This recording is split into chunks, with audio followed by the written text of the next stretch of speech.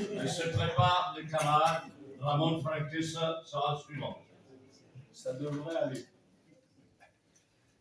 Chers camarades, tout d'abord, au nom des syndicats de la Fédération nationale des industries chimiques de la CGT, j'adresse mes salutations fraternelles aux camarades de l'Union syndicale de Monaco, à tous les camarades de l'UIS des retraités et de la Fédération syndicale mondiale participant à cette conférence. En France, depuis plus de 5 mois, les 14 journées de manifestation ont mobilisé entre 1 et 3 millions de salariés, de privés d'emploi, de jeunes et de retraités, avec un nombre manifestant particulièrement élevé dans les petites et moyennes villes de France. Depuis plusieurs décennies, jamais un gouvernement n'a fait face à un tel niveau d'opposition et de rejet. Le 1er mai a été une réussite avec 2,3 millions de manifestants. Le 6 juin, une nouvelle fois, les travailleurs ont renouvelé leurs exigences de retrait de la réforme de Macron.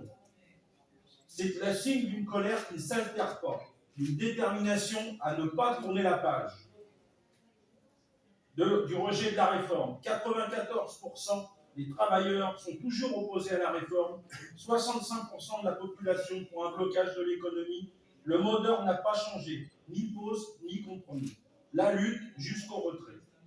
Aujourd'hui, 15 juin, les organisations syndicales de retraités appellent l'ensemble des retraités avec les salariés à se mobiliser une nouvelle fois pour l'augmentation des pensions. La CGT exige une revalorisation immédiate de toutes les pensions, y compris les complémentaires, pour compenser l'inflation depuis le 1er janvier.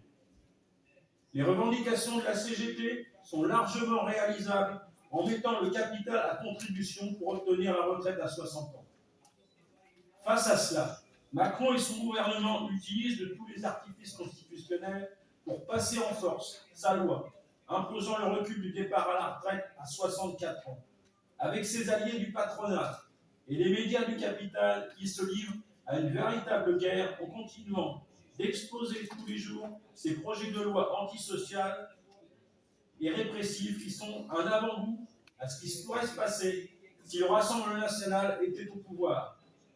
Elle ouvre la voie à l'extrême droite si nous ne réagissons pas. Depuis la loi de généralisation de la sécurité sociale en 1946, les gouvernements successifs, de droite comme de gauche, se sont acharnés à démanteler notre système de sécurité sociale, notamment celui des retraites. Le droit à la retraite est une conquête sociale émanant du Conseil national de la résistance. Elle n'a pas été gagnée sans lutte. Aujourd'hui, après des décennies de gouvernement acquis au capital, l'acharnement pour offrir l'argent de nos retraites aux milieux financiers contre l'avis des travailleurs, des retraités et des privés d'emploi n'a jamais cessé à travers les différentes réformes. La mise en place en 1982 de la retraite à 60 ans a été une étape dans la riposte du patronat et du gouvernement pour démanteler le système par répartition avec l'accord d'autres organisations syndicales, la CFDT pour ne pas la nommer.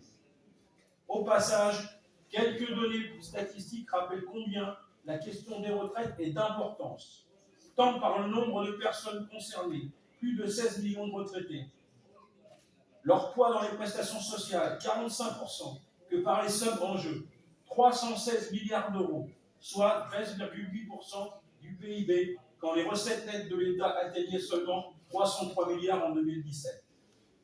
Ceci explique pourquoi ce pactole suscite la convoitise des milieux financiers. En France et en Europe, l'adoption en mars 2022 par la Commission européenne du règlement European Private Pension Plan, une loi européenne que les retraités ont massivement rejetée dès son premier projet du 4 avril 2019 et qui donne aux grandes banques privées implantées dans les 27 pays le droit exclusif de gérer l'argent des futurs fonds des pensions des retraités, c'est-à-dire la future privatisation totale des retraites. Dans cette bataille, la Fédération nationale des industries chimiques de la CGT et ses syndicats s'est toujours pleinement engagée par la mobilisation des travailleurs, par des grèves et des manifestations qui ont abouti à des résultats en 1995, en 2006 et en 2020, interruption de l'examen de la loi de mise en place d'une retraite par points adoubée par la CFDT. Après la période Covid, qui a mis un frein aux différentes réformes, en accordant l'aumône aux travailleurs retraités et privés d'emploi, mais des contreparties financières importantes à ses alliés du capital. Il impose maintenant le recul de l'âge de départ à la retraite à 64 ans, avec des artifices que ses ministres sont incapables d'expliquer. C'est le dogme du capital qui lui a écrit cette énième réforme des retraites. Il méprise la large mobilisation des travailleurs, ce qui, pour l'instant, permet une certaine solidité intersyndicale. Il méprise le large désaccord des Français à cette nouvelle réforme. Il méprise le Parlement par l'utilisation des articles 47.1 puis 49.3 et maintenant l'article 40. Il méprise le peuple et installe sa riposte par la violence policière, les réquisitions des salariés en grève et la criminalisation des militants. Il continue d'affirmer que la réforme est juste et obligatoire pour sauver le système par répartition d'un déficit imaginaire. En Europe, en dehors de la France, d'autres mobilisations par des manifestations et des grèves ont lieu ou ont eu lieu avec comme objectif l'augmentation des salaires et des pensions, les conditions de travail et la défense des services publics. De l'autre côté de la Manche, le Royaume-Uni connaît ses plus grandes vagues de grève depuis un demi-siècle. La Grèce a déjà connu des grèves générales depuis l'accident de train fatidique du 28 février. En Allemagne, la plus grande grève des transports et des services publics depuis 30 ans a paralysé le pays le 27 mars. Et au Portugal, les médias ont parlé en février d'un hiver du mécontentement en raison de la vague de grève nationale des enseignants, des travailleurs de la santé et des cheminots. En Espagne, des manifestations massives pour la santé publique ont eu lieu dans plusieurs villes. Il y a aussi eu des luttes syndicales par secteur et même des victoires, comme celle des travailleurs des magasins Zara, qui ont tenu jusqu'à 15% d'augmentation. L'Europe n'a pas connu un tel scénario de grandes grèves simultanées dans plusieurs pays depuis au moins une décennie, dans les années qui ont suivi la crise capitaliste de 2008.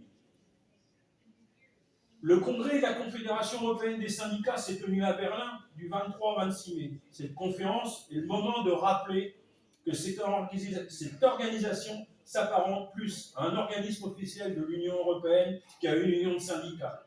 Ce n'est un secret pour personne, la CES ne combat pas le capitalisme. Son but n'est pas non plus la satisfaction des revendications des travailleurs, quelle que soit leur catégorie sociale, de l'ingénieur cadre technicien à l'ouvrier employé, de l'actif au retraité et les privés d'emploi. C'est le compromis social. Ce sont des sacrifices partagés où les patrons et les capitalistes font leur marché au doux nom de partage des richesses. Les travailleurs en lutte aujourd'hui ne veulent pas d'un partage des richesses qu'ils produisent. Ainsi, revendiquer un autre partage et une meilleure répartition des richesses ne remet pas en cause le fait que la part accaparée par le capital ne lui appartient pas. Taxer le capital ne suffit pas. Les organisations syndicales doivent aider les travailleurs à s'émanciper de l'exploitation capitaliste. Pour donner le pouvoir aux travailleurs afin que la plus-value soit utilisée pour l'investissement dans la recherche et la production, dans les services publics et pour la réponse aux besoins des travailleurs et des populations. Salaire, emploi, conditions de travail, égalité professionnelle. Pour se loger, se nourrir, se soigner, se déplacer, se cultiver, s'éduquer, avoir accès à l'eau et à l'énergie. La CES se montre de plus en plus comme une structure qui, contrairement à ce qui est dit, ne permet aucune avancée du droit travailleur, ne coordonne aucune lutte, ne combat pas le capitalisme, mais joue son rôle de serviteur des institutions du grand capital. Les travailleurs n'ont rien à en attendre. L'autre allié du capital, c'est l'extrême droite. La montée de l'extrême droite en Europe ne doit rien au hasard. Elle obtient un effet objectif, économique et politique. Le capitalisme en est la seule cause. Chômage de masse qui dure, pauvreté qui s'élargit à une portion toujours plus grande de la société, perte de repères collectifs au profit d'un individualisme destructeur, perte de valeurs humaines tout simplement. C'est aussi ce système qui conduit aux guerres impérialistes et à la destruction de la planète. L'extrême droite s'appuie sur ce terreau qui lui est favorable. L'extrême droite ne peut remettre en cause le capitalisme, c'est le capitalisme qui permet à l'extrême droite de se développer. Il lui est utile pour lutter contre les idées d'émancipation révolutionnaire, pour affaiblir et diviser les travailleurs et lui permettre d'accroître l'exploitation.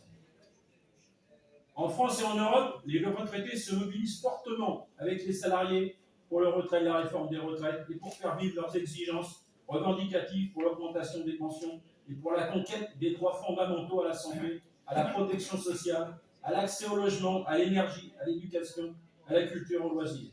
Ces droits doivent se traduire tout au long de la vie, quelle que soit l'étape du parcours, et donc se conquérir ensemble. C'est ainsi nécessaire de situer les retraités dans la continuité de leur vie de travailleurs et de réfléchir collectivement à la place de chacun dans nos organisations, qui pose en permanence le défi de la syndicalisation de tous.